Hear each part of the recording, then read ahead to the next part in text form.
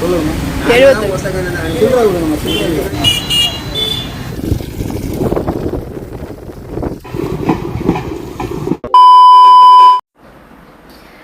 Friends, welcome back to Cyber Tamizhachi. So இன்றைக்கி ஒரு travel vlog தான் பார்க்க போகிறோம். என்ன ட்ராவல்னு பார்த்தீங்கன்னா, அப்பாவுக்கு கொஞ்சம் ஹெல்த் வந்து முடியல, அதனால் ஹாஸ்பிட்டல் கூட்டிகிட்டு போகிறேன். நான் தான் கூட்டிகிட்டு போக போகிறேன். நான், அம்மா, அப்பா 3 பேர் தான் போக போகிறோம். ஸோ அந்த வீடியோ தான் பார்க்க போகிறீங்க. வீடியோவை மிஸ் பண்ணிடாதீங்க. ஸோ காலையிலே பசங்களெல்லாம் ஸ்கூல் அனுப்பிட்டு வீட்டு வேலையெல்லாம் முடிச்சுட்டு நானும் கிளம்பிட்டேன். ஸோ பார்த்தா தெரியும் உங்களுக்கு. இப்போ வந்து வண்டி வந்து எடுக்க போகிறேன். வண்டி எடுக்கிறதுக்கு முன்னாடி ஹெல்மெட் வேர் பண்ணிப்பேன். வண்டியில் பெட்ரோல் எவ்வளோ இருக்குது, எவ்வளோ தூரம் போகும், எங்கே போய் பெட்ரோல் போடலான்னு அந்த கணிப்பும் நான் வீட்டில் இருக்கும்போதே பண்ணிவிடுவேன். அதுக்கப்புறம் தான் நம்ம வந்து எல்லா ஒரு ட்ராவலே நம்ம வந்து அதுக்கப்புறம் தான் ஸ்டார்ட் பண்ணணும். ஸோ நான் எப்போவுமே அப்படி தான் பண்ணுவேன். அதுக்கப்புறம் பார்த்தா தெரியும் உங்களுக்கு. கிளம்பிட்டேன். இப்போ பார்த்தா தெரியும் வண்டியில் பாருங்க, பெட்ரோல் வந்து 3 கோடி தான் இருக்குது. சரி, சிதம்பரம் போயிடும், வரும்போது பெட்ரோல் போட்டுக்கலான்னு சொல்லிட்டு வண்டியை ஸ்டார்ட் பண்ணிட்டேன். இப்போ அம்மா வீட்டுக்கு வந்திருக்கேன். அம்மா வீட்டுக்கு வந்து இப்போ அம்மா கிளம்பிட்டு இருக்காங்க. அம்மாவையும் அப்பாவையும் நான் ஸ்கூட்டியில் பிக்கப் பண்ணிவிட்டு இப்போ ஹாஸ்பிட்டலுக்கு போகிறேன். இப்போ பார்த்தீங்கன்னா தெரியும், ஹாஸ்பிட்டல் வந்துட்டேன். ஹாஸ்பிட்டல் வந்து டோக்கன் போட்டுட்டேன். அப்பா பேர் சொல்லி டோக்கன் போட்டாச்சு, வெயிட் பண்ண சொல்லியிருக்கிறாங்க. அதுக்கப்புறம் வந்து அப்பாவை வந்து காமிக்கணும், என்ன ப்ராப்ளம்னு சொல்லிட்டு அவங்க டாக்டர் வந்து சொல்லுவார். ஸோ என்னெல்லாம் ஸ்கேனா, பிளட் டெஸ்ட்டா எல்லாமே வந்து நான் தான் அப்பா கூட இருந்து பார்க்கணும். நானும் அப்பா, அம்மா 3 பேர் தான் வந்திருக்கோம். இந்த கேப்பில் பார்த்தீங்கன்னா அக்கா வந்து ஒரு சின்ன ஒர்க் கொடுத்துருந்தாங்க. ஸோ சிதம்பரம் வந்திருந்தாலே ஹோல்சேல் கடை இருக்குன்னு சொல்லியிருந்தேன் பார்த்தீங்களா, நூதனம். ஸோ அந்த கடைக்கு வந்தாலே வந்து அவங்களாலே இவ்வளோ தூரம் வர முடியாதுங்கிறதுனால எனக்கு ஜிபே பண்ணி விட்டாங்க. ஸோ பசங்களுக்கு கொஞ்சம் ஸ்நாக்ஸ் ஐட்டம் வாங்கிட்டு வரணும், அதை வாங்கிட்டு வந்துடு அப்படின்னு சொல்லியிருந்தாங்க. ஸோ பாருங்கள், 377 ரூபா தான் வரும். ஒரு 7 ரோல் வந்து பிஸ்கெட் பாக்கெட் வாங்கியிருந்தேன். பார்த்தா தெரியும் உங்களுக்கு. ஒரு பாக்கெட்லேயே ஒரு 12 பீஸ் இருக்கும். இப்போ ரொம்ப கம்மி ரேட்டாக தான் இருக்கும். நம்ம ஊரில் வாங்குறத விட இந்த மாதிரி ஹோல்சேல் கடையில் வந்து வாங்கும்போது ரேட் கம்மியாகவும் இருக்கும். நம்ம வீட்டில் குழந்தைங்க சாப்பிட்றதும் கொஞ்சம் அவங்களுக்கு ரொம்ப டேஸும் எடுத்துக்கும். அவங்க நம்ம ஒரு டைம் வாங்கி போட்டிருந்தோன்னா 1 மந்த் வரைக்கும் சாப்பிடுவாங்க. பக்கத்தில் இருக்கிற சின்ன சின்ன கடையில் வாங்குறத விட நம்ம வந்து பிராண்டடாக வாங்கிட்டு போய் கொடுத்தோன்னா அவங்க வந்து 1 மந்த் ஸ்கூலுக்கு ஸ்நாக்ஸ் எடுத்துகிட்டு போகிறது அந்த மாதிரி செய்வாங்க. அதுக்கப்புறம் கொஞ்சம் வீட்டுக்கு மளிகை ஜாமான் வாங்க சொன்னாங்க, அதுவும் கொஞ்சம் வாங்கியிருந்தேன். ஸோ இதெல்லாம் எனக்கு வாங்கலை, அக்காவுக்கு வாங்கியிருந்தேன். ஏன்னா அவங்க வந்து கொஞ்சம் அங்கே ஒர்க்கில் இருக்கிறதுனால அவங்களால இவ்வளோ தூரம் வர முடியல. ஸோ நான் இவ்வளோ தூரம் வந்ததுனால ஸ்கூட்டி தானே வச்சுருக்கேன், முன்னாடி வந்து பாக்ஸில் வாங்கி முன்னாடி வச்சுக்கலான்னு சொல்லிட்டு வாங்கிட்டேன்.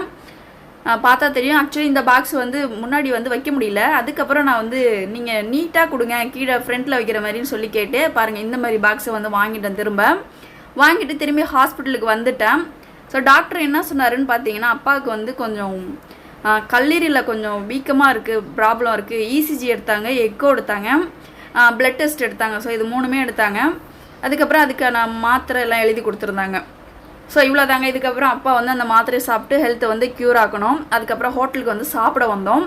என்னென்ன சாப்பாடுன்னு பார்த்தீங்கன்னா, நான் தயிர் சாதம், அப்பா வந்து தக்காளி சாதம், அம்மா வந்து வெஜிடபிள் பிரியாணி சாப்பிட்டாங்க. ஸோ இதோட காஸ்ட்டு பார்த்தீங்கன்னா, ஒரு சாப்பாடோட ரேட்டு 25 ரூபா தான். ஸோ சிதம்பரத்தில் தான் இந்த ஹோட்டல் இருக்குது. ஃபுல் அண்ட் ஃபுல் வந்து பட்டசாதம் ஐட்டம் தான் வரும். ரேட்டு வந்து 25 ரூபா தான் ஒரு சாப்பாடு ரேட்டு. குவான்டிட்டியும் ஓகே, ஒரு ஆள் சாப்பிட்றதுக்கு ஓகே. ஸோ இந்த ஷாப் வந்து கோவில் 4 வீதி இருக்குது பார்த்தீங்களா, நடராஜா கோவில் 4 வீதியில் பேக் சைடில் இருக்குது. நான் எப்பயுமே இங்கே வந்தால் இங்கே தான் சாப்பிடுவேன். பட்டை சாதம் கம்மி ரேட்டில் சாப்பிட்ணுன்னா இந்த கடை ஓகேங்க. ஸோ எல்லா ஐட்டம் சாப்பாடும் இந்த கடையில் இருக்குது. சரி, அங்கேருந்து சாப்பிட்டுட்டு என்னோடய வீட்டுக்கு வந்திருந்தேன். சிதம்பரத்தில் தானே நம்ம வீடு கட்டிகிட்ருக்கோம். சரி, நம்ம வீட்டை போய் ஒரு எட்டு பார்க்கலாம். ஆல்ரெடி நான் வீடியோவில் கொடுத்துருந்தேன், நவதானியம் வந்து நான் போட்டிருந்தேன் பார்த்தீங்களா, அது எந்த அளவு வளர்ந்துருக்குன்னு சொல்லிட்டு பார்க்கலான்னு நான் நம்ம வீட்டுக்கு வந்திருந்தேன். ஒட்டு ஓட்டுனதுக்கப்புறம் நான் இன்றைக்கி தான் நம்ம வீட்டுக்கு வந்து சைட்டுக்கு போயிருக்கேன். பார்த்தா தெரியும் எப்படி வளர்ந்து சாஞ்சிருக்கு பாருங்க. ஸோ அம்மா சொன்னாங்க, இது எந்த அளவு வளர்ந்து சாஞ்சிருக்கோ அந்த அளவு குடும்பம் வந்து நல்லா வளரும் அப்படின்னு சொன்னாங்க. கொடி கொடியாக வளரும் அப்படின்னு சொல்லியிருந்தாங்க. சரி, இது பழமொழியாக இல்லை நிஜமானே எனக்கு தெரியல, நல்ல கொடியாக வளர்ந்து சாஞ்சிருக்கு. ஸோ இதுவும் நல்லது அப்படின்னு சொல்லியிருந்தாங்க. அதுக்கப்புறம் ரொம்ப தாகமாக இருந்தது, தண்ணி குடிக்கலான்னு சொல்லிட்டு மோட்ரு போடலான்னு பார்த்தேன். மோட்ரு போடுறதுக்கு இங்கேருந்து ஜம்ப் பண்ணி வந்து மோட்ரு போட்டேன். ஸோ டீப்பு வந்து உள்ளே தான் கிடக்குன்னு நினச்சிட்டு சரி திரும்பி இந்த வழியாக ஏறி உள்ளே போகலான்னு பார்த்தேன். டீப்பு வந்து நம்ம மேலே காங்கிரீட் போட்டோம் பார்த்தீங்களா, அங்கே தண்ணி விடுறதுக்கு அங்கே கட்டி செட் பண்ணி வச்சுருக்குறாங்க. ஆக்சுவலி திரும்ப வேண்டாலே இது மேலே ஏற முடியல. இறங்கும்போது குதிச்சிட்டேன், திரும்பி ஏற முடியல. அப்புறம் வீட்டை சுற்றி ஒடியாந்து மாடிக்கு போனேன். அப்புறம் மாடிக்கு போயிட்டு அங்கே தான் தண்ணி வந்து நல்ல ப்ரெஷரில் வந்துட்டு இருந்துச்சு. செம வெயிலுங்க சிதம்பரத்தில். கரெக்டாக இப்போ நான் வந்திருக்கிற டைமு 2 மணி இருக்கும் மதியம். செம வெயில். அப்புறம் ஒரு மூஞ்சை கழுவுனா தான் நமக்கு கொஞ்சம் ஒரு கூலிங் கிடைக்குன்னு சொல்லிட்டு பாருங்கள், இந்த தண்ணியில் தான் இப்போ தண்ணியை குடிச்சிட்டு அதில் மூஞ்செல்லாம் கழுவிட்டு கொஞ்சம் ரிலாக்ஸாக இருந்துச்சு. ஏன்னா அவ்வளோ வெயில் கிளைமேட்டு. ஏன்னா இங்கே ஒரு 3 டேஸாக அவ்வளோ ஒரு சூடாக இருக்குது. ஸோ பார்க்கும்போதே தெரியும், வண்டிலாம் ஓட்டவே முடியல, அந்த அனல் காற்றா வீசுது ஃபேஸில். ஸோ அங்கே கொஞ்சம் நேரம் கை காலெல்லாம் நனைச்சிட்டு ஃபேஸ்லாம் வாஷ் பண்ணிவிட்டு திரும்ப போயிட்டு மோட்டரை நிறுத்தணுமே, அங்கே போய் பட்டனை ஆஃப் பண்ண வேணாம், இங்கே வந்து மெயினில் வந்து சொச் ஆஃப் பண்ணி ஒயரை பிடிங்கி போட்டுடலாம் அப்படின்னு சொல்லிட்டு அந்த மாதிரி பண்ணிவிட்டு அதை சாத்திட்டு அங்கேருந்து கிளம்பிட்டோம். அங்கேருந்து கிளம்பி எங்கே வந்திருக்கோம்னு பார்த்தீங்கன்னா எல்லை காளியம்மன் சொல்லிட்டு நம்ம ஸ்ட்ரீட்டில் இருக்காங்க. ஸோ இந்த கோவிலுக்கு வந்து எப்போவுமே நாங்கள் வந்தால் இங்கே போயிட்டு தான் வருவோம். வெள்ளி செவ்வாய்க்கு எப்பவுமே நாங்கள் போவோம். இந்த கோவிலோட திறக்கிற டைமிங் பார்த்தீங்கன்னா சாயந்தரம் 3-4 மணிக்கு தான் ஓப்பன் பண்ணுவாங்க. ராகு கால பூஜையில் இது ஃபேமஸான கோவில். ஸோ அந்த டைமில் தான் பூஜையும் நடக்கும். அமாவாசை அப்போல்லாம் ஃபுல் டே ஓப்பனில் இருக்கும். ஸோ எல்லை காளியம்மன் இங்கே வந்து நீங்கள் என்ன நினச்சி வந்து வேண்டிட்டு வந்தாலும் அவ்வளோ உடனே சீக்கிரம் நடந்துடும். அவ்வளோ ஒரு தெய்வீக கோயிலுன்னு சொல்லுவாங்க. ஸோ எனக்கும் நிறையா நடந்திருக்கு. ஸோ நான் இங்கே வந்து நிறைய டைம் இந்த கோவிலுக்கு வந்து நான் விசிட் பண்ணி நிறைய டைம் சாமியை தரிசனம் பண்ணியிருக்கேன். ஸோ அம்மாவும் வந்து தரிசனம் பண்ணிவிட்டு எனக்கு கொஞ்சம் விபூதிலாம் விட்டு வீட்டுக்கு கொஞ்சம் விபூதிலாம் எடுத்துகிட்டு இருக்காங்க. 2 கவரில், எனக்கும் ஒரு கவரில் எடுத்துகிட்ருக்காங்க, அவங்களுக்கும் ஒரு கவரில் எடுத்துகிட்டு இருக்காங்க.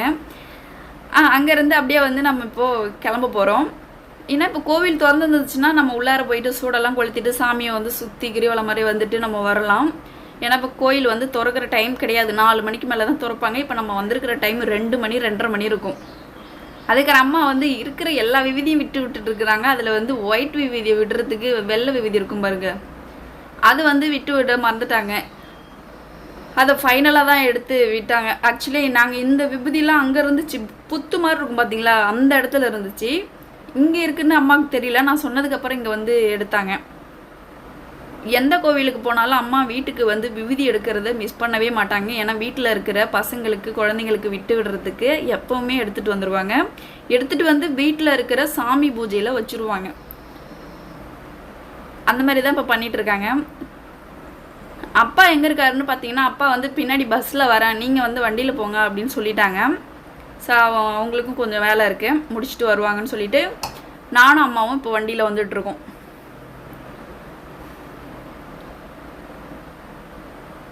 இப்போ பார்த்தா தெரியும், அம்மா வந்து விபூதி எடுத்துகிட்டு வந்து விட்டு விடுறாங்க. ஸோ எங்கே போனாலும் பாருங்கள் விபூதி விடுறத விட மாட்டாங்க.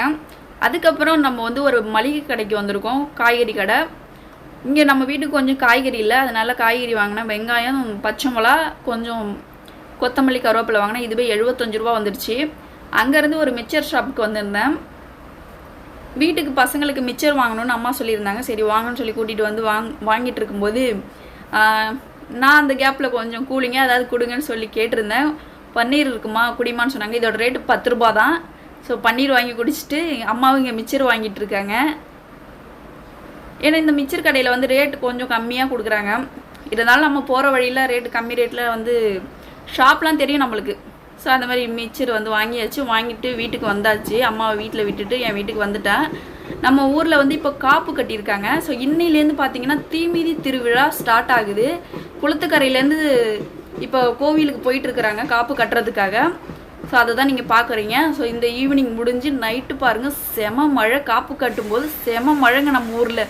ஸோ மாரியம்மன், திரௌபதி அம்மன் 2 சாமிக்கு காப்பு கட்டுறாங்க.